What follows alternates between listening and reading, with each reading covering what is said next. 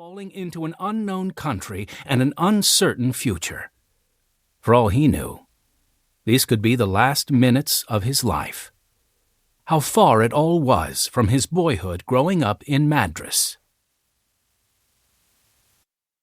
Chapter 2. Madras. 8-year-old Jake DeShazer ran the last 100 yards to the Sunday school room at the back of the Free Methodist Church in Madras, Oregon.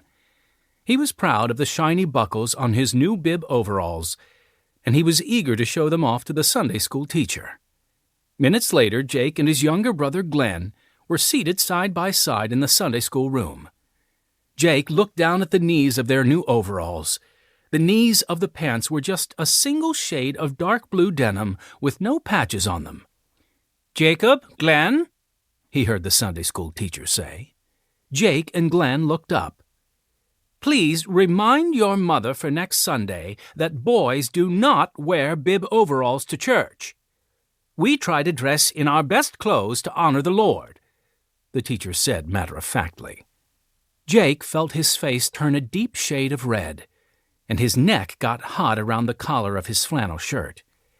He fought back the urge to run away. He managed to sit through the Sunday school session, but he hardly heard a word the teacher said, and he mumbled his way through the singing. All he could think of was the delight he had seen in his mother's eyes when she pulled the 2 new pairs of bib overalls from the Sears Roebuck package that arrived in the mail and presented a pair each to Jake and Glenn. "Look, boys," she had said, "brand new overalls. Take good care of them. They cost a lot of money." Jake and Glenn had grinned at each other. Jake because his mother normally sewed his clothes with fabric from his stepfather's worn clothes, and Glenn because he always inherited Jake's hand-me-downs. Now, with Sunday school finally over, Jake's thoughts were in turmoil. Why couldn't the first new clothes he'd ever had be good enough for church, for God? He didn't know. What he did know was that the teacher had made him feel humiliated, and he did not ever want to go back to Sunday school and feel that way again. Of course, deep in his heart, Jake knew that was not going to be an option. His mother and stepfather, Huldah and Hiram Andrus, were pillars of the Free Methodist Church in Madras. They believed in living the Christian life 7 days a week.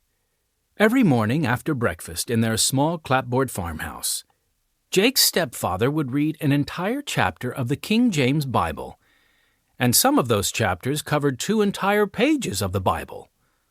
All of the children, Jake and Glenn, their older sisters Julia and Ruth, and their half-sister Helen, had to sit quietly and listen to what was being read. Then each person was expected to offer a lengthy prayer of thanks to God for the new day.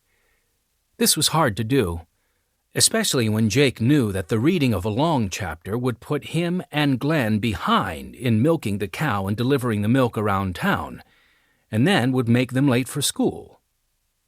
At school, Jake was shy. He did not talk to adults unless he was asked a question. While he liked playing games with the other boys, he found he didn't have much to talk about with them. This was because the DeShazer Andrus family kept very busy running their small wheat farm. Their life left little room for fun or imagination. From the time he was 9, Jake was expected to handle a team of 8 horses which pulled the combine harvester. Even riding his horse, Minto, had a serious point to it. Jake always carried a rifle with him when he went riding, and he was expected to bring back jackrabbits for dinner.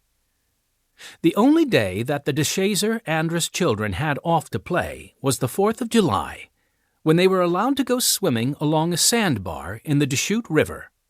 If Jake had talked about his family life to his friends at school, he would have discovered that even for life in rural America in the early 1920s, his family had a more rigorous existence than most.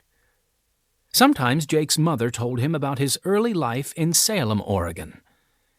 Jake was born in Salem on November 15, 1912, the first son of his mother Huldah and his father Jacob DeShazer.